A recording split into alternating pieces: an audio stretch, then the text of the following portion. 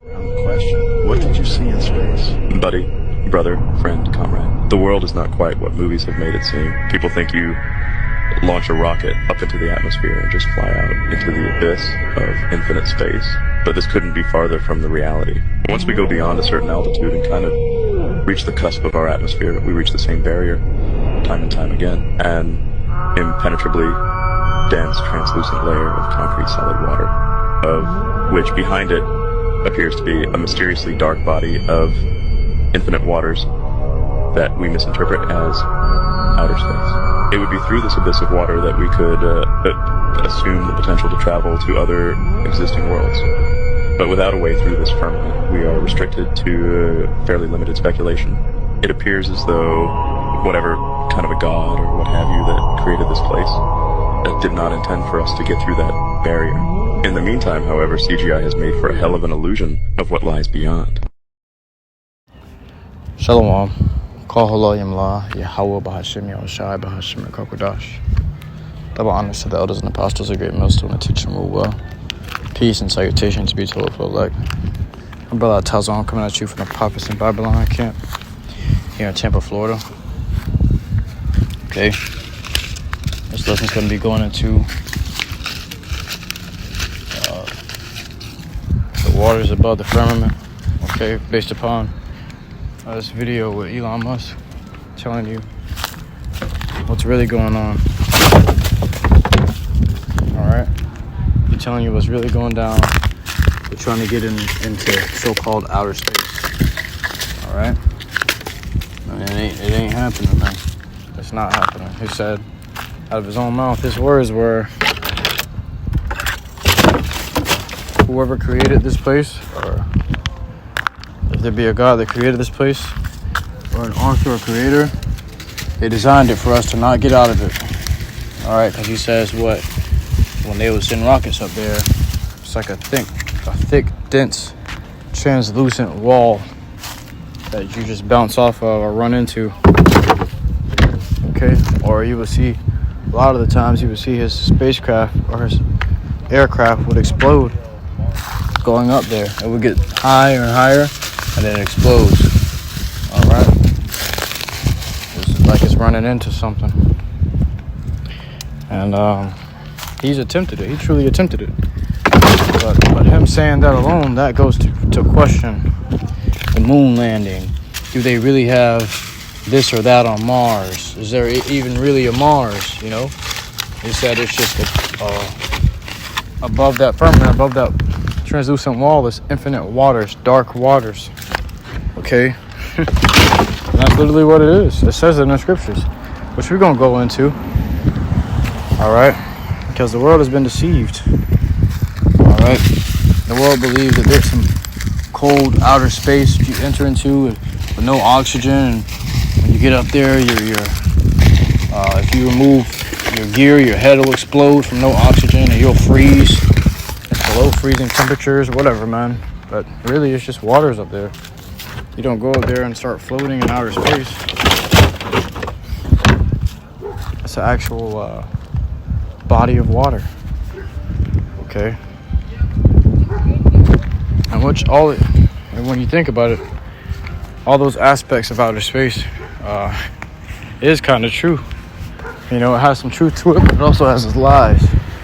So in order to deceive you, in order to lie to you, there has to be some truth to it. Alright? So what happens when you get at the bottom of the ocean? The pressure causes you to explode pretty much, or implode. Alright? It's very cold at the bottom of the water, causing freezing temperatures, very chilly temperatures. Okay?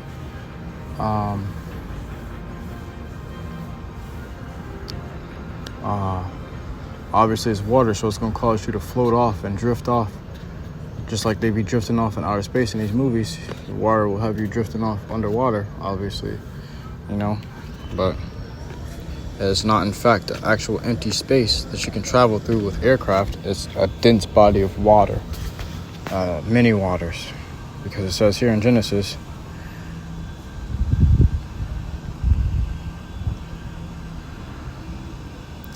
in the book of Genesis, chapter 1 and verse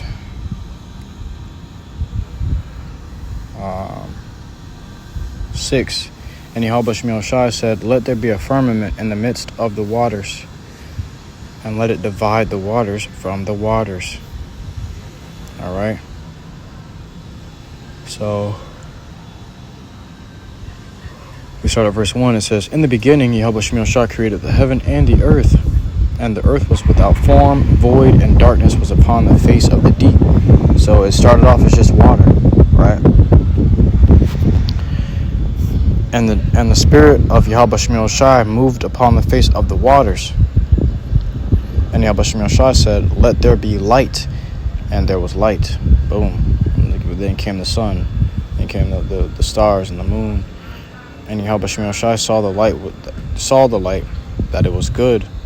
And YAHAWASHI divided the light from the darkness.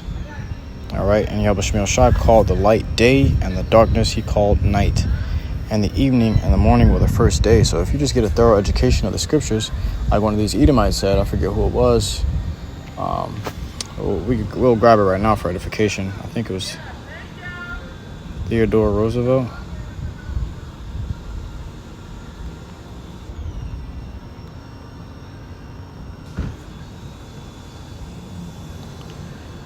Yeah, Theodore Roosevelt said, a thorough knowledge of the Bible is worth more than a college education. All right, a college education is just you chasing homework, and that's really vain work, man. A lot of people go to college for in a certain field, studying a field that they never get a job to. Okay, but he said a thorough knowledge of the Bible is worth more than a college education, because you understand the things that are working around you in the world. You begin to understand the elements in the world. Okay, what's keeping you down and what's going to keep you up. You begin to understand these things, the foundations of the earth, how they were made. You begin to understand that there's an artist to all the work in the earth. There's a creator, the Most High, YAHWAH. You come across the instructions that he ordained for the world and for the Israelites, the way things were supposed to be. You're going to learn that the nations, all these heathen nations were created to serve Israel, but now you see Israel's at the bottom. You're going to learn all these wonderful works and wonderful things, okay? You had Hitler, I'm going to just say it, fuck it, Hitler, right? He said all these things about the Lord. He said, America's in trouble. Do you know who they have in their possession? They got the Lord's jewels in their possession, and he can only figure that out by running through the scriptures. Okay, the scriptures shows it as proof. And not only that, but it bears record in history. That bears record in history. Okay? But these Edomites destroyed your history. You don't know who you are. You don't know where you're from. They called you African American. You don't know anything about Africa or America. And YAHWASHI called the light day, and the darkness he called night. So before you just get on your TV and start watching what these Edomites tell you, go read the scriptures. Because they're going to tell you outer space, moon, the moon landing, Jupiter and Mars. They're observing the moons to Jupiter. Jupiter's got 3 moons, and Mars has got all these mechanics on it or whatever, and cameras on it. It's a lie, man. It's all falsified. Okay? And you get these things through the media, which media goes into the Greek goddess Medea. Okay? Which means goddess of deception or sorcery, illusions. Okay, so Revelations, I'll grab it in the book of Revelations.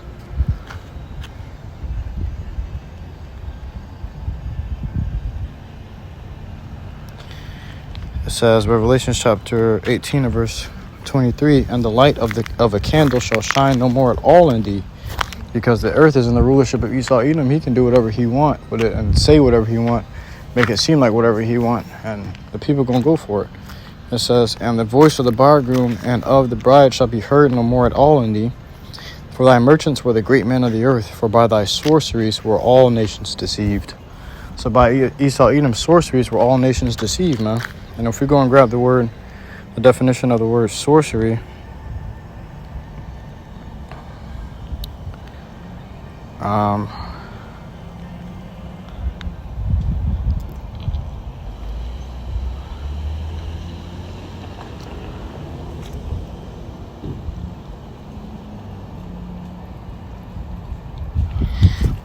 Sorcery, the act of using spells or chatting to spirits, is deemed as an abomination in biblical text. The term sorcery in scriptures continually used in reference to an immoral or false practice. Sorcery can be seen as an effort to circumvent Yahawah's knowledge and sovereignty and to worship Satan instead. So they use their sorcery. Okay, well, you got science. That's another form of sorcery. Okay, their media is a form of sorcery. All right. And they use these things to get around the Lord's knowledge and to teach you of their own, to teach you what they think.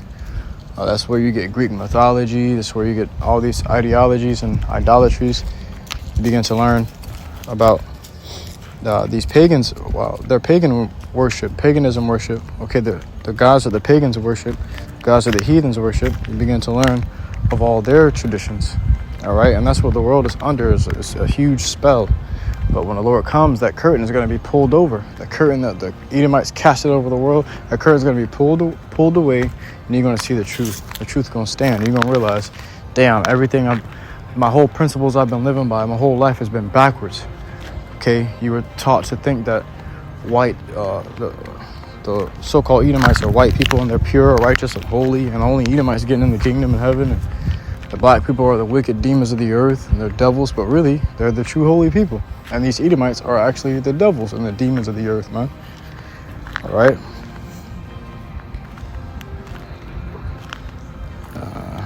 It says, and Yahawah called the light day, and the darkness he called night, and the evening and the morning were the first day. So the scriptures gives you a thorough understanding already of how things are created, how things came about to be. Somehow you got it in your idea that these niggas landed on the moon and put a flag on there. And that's the pride of Esau, Edom. Okay? Somehow you got the idea in your head where these niggas are over there on Mars, or the idea that there even is a Mars. Okay? These devils can only do what the Lord has given them to do in the earth. Their power cannot exceed the firmament. The Lord has, what the scriptures say, matter of fact, I'll grab it. How the Lord has, in Job 14:5. Yeah, it says Job 14:5. Seeing his days are determined, the number of his months are with thee. Thou hast appointed his bounds that he cannot pass. Now, bounds is going into what? A certain time frame set where he cannot pass in rulership. But also he's given bounds in the earth, a certain limit to his power that he cannot exceed. All right? He can do all the things he can in the earth, but there's a limit to his power. So all he can do is max out the things that the earth has given forth. And the Lord didn't even give him the complete knowledge on how to do that. You know? He can't even bring the earth to its complete beauty for real, man. All right? But Jake gonna be able to do that in the kingdom. It says, his months are appointed with thee. His months are with thee. Thou hast appointed his bounds that he cannot pass. All right? So he can't pass a certain bounds and the power limits that the Lord has put on him. So the scripture even says, okay.